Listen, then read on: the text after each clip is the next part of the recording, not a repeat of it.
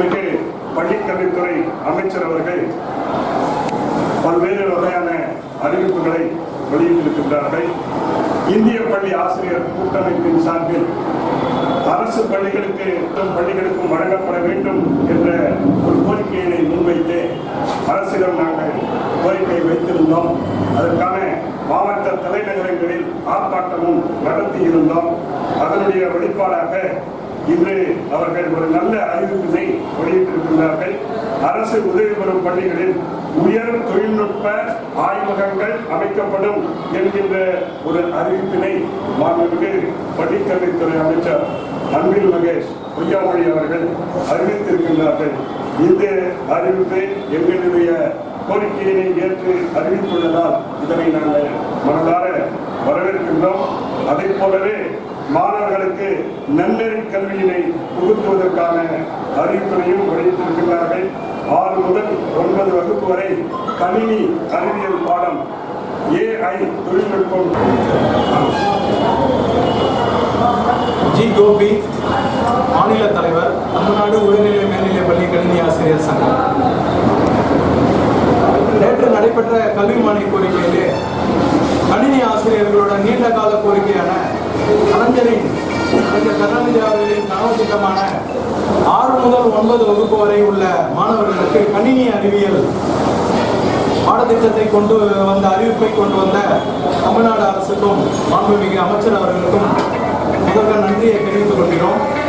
தனியார் பள்ளிகளுக்கு இணையாக அரசு பள்ளிகளிலும் 6 முதல் 10ஆம் வகுப்பு வரை கணினி அறிவியல் கொண்டு வர வேண்டும் என்ற நீண்ட கால கோரிக்கையை இப்போது நிறைவேற்றியுள்ளார்கள். மற்றும் எந்திரனியல், ஆர்டிபிஷியல் இன்டெலிஜென்ஸ், நுண்ணறிவு திறனையும் மாணவர்களுக்கு மேம்படுத்தும் நோக்கில் இந்த திட்டத்தை கொண்டு வந்ததற்காக நாங்கள் மனதார வரவேற்கின்றோம்.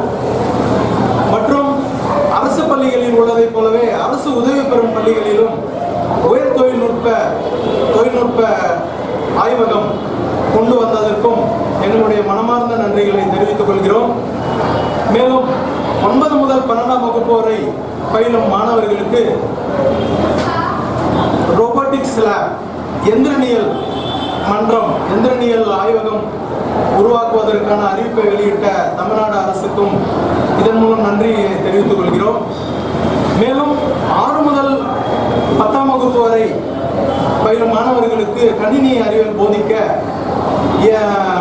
65,000 பட்டதாரி ஆசிரியர்கள் வந்து முடிச்சு வெளியில் இருக்காங்க. அவங்களுக்கும் இந்த வாய்ப்புகளை வழங்க வேண்டும். மேலும் ஏற்கனவே பள்ளியில் பணிபுரிகின்ற பகுதி நேர ஆசிரியர்களுக்கும் இதற்கான வாய்ப்புகளை வழங்க வேண்டும் என்ற இதன் மூலமான கோரிக்கையை வைக்கின்றோம். மேலும் ஒரு 4 வருடங்களாக மாணவர்களுக்கு லேப்டாப், மடிக்கணினி வழங்காமல் இருக்கின்ற சூழ்நிலையில் அவர்களோட கற்றல் திறன் மேம்பட லேப்டாப், மடிக்கணினி வழங்க வேண்டும் என்ற கோரிக்கை வழங்குகின்றோம். மேலும் ஹைடெக் லேபில் இப்போது இந்த எமிஸ் பணிகளுக்காக பணியமர்த்தப்பட்ட பணியாளர்கள் சில பள்ளிகளுக்கு மட்டுமே நியமிக்கப்பட்டுள்ளார்கள். அவர்கள் அனைத்து உயர்நிலை மேல்நிலை பள்ளிகளுக்கும் அட்மினிஸ்ட்ரேட்டர் கம் இன்ஸ்ட்ரக்டர் என்ற அந்த பணியிடத்தை அனைத்து பள்ளிகளுக்குமே வழங்க வேண்டும் என்ற கோரிக்கை இதன் மூலம் தெரிவித்துக் கொள்கிறோம். மாவட்ட பொருளாளர், தமிழ்நாடு உயர்நிலை மேல்நிலை தலைமை ஆசிரியர் சங்கம், வேலூர் மாவட்டம்.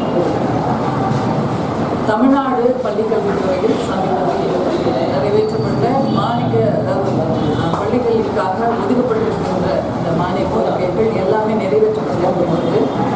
இதற்கு ஆசிரியர்கள் சார்பாகவும் தலைமை ஆசிரியர்கள் சார்பாகவும் நன்றிகளை தெரிவித்துக் அறிவிக்கப்பட்ட பல புதிய திட்டங்களை வரவேற்கின்றோம். அதே நேரத்தில் பல புதிய பணிகள் பள்ளிகளில் அறிமுகப்படுத்தப்படும் பொழுது அந்த பணிகளுக்கான பயிற்சிகள் ஏற்கனவே பணிபுரிகின்ற ஆசிரியர்களுக்கு ஒரு பயிற்சியின் மூலம் அவர்களே அந்த பணிகளை கூடுதலாக செய்கின்ற ஒரு சூழல் ஏற்படுத்தப்படுகின்றது.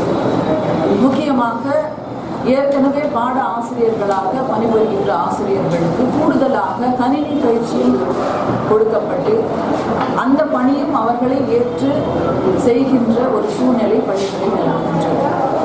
இப்படி இருக்கும் பொழுது வழக்கமாக அவர்கள் செய்கின்ற வகுப்புகளில் நடத்துகின்ற பணிகள் பாதிக்கப்படுவதோடு கூடுதல் பணிச்சுமையாகவும் அவர்கள் செய்ய வேண்டிய ஒரு நிலைக்கு தள்ளப்படுகிறார்கள்.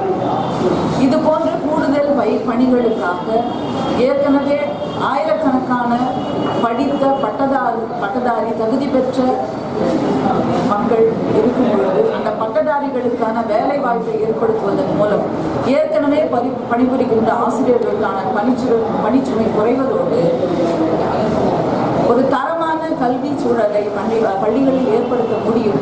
எனவே இந்த சங்கத்தின் சார்பாக நாங்கள் தமிழக அரசுக்கு இதை கோரிக்கையாக நாங்கள் முன்வைக்கின்றோம்.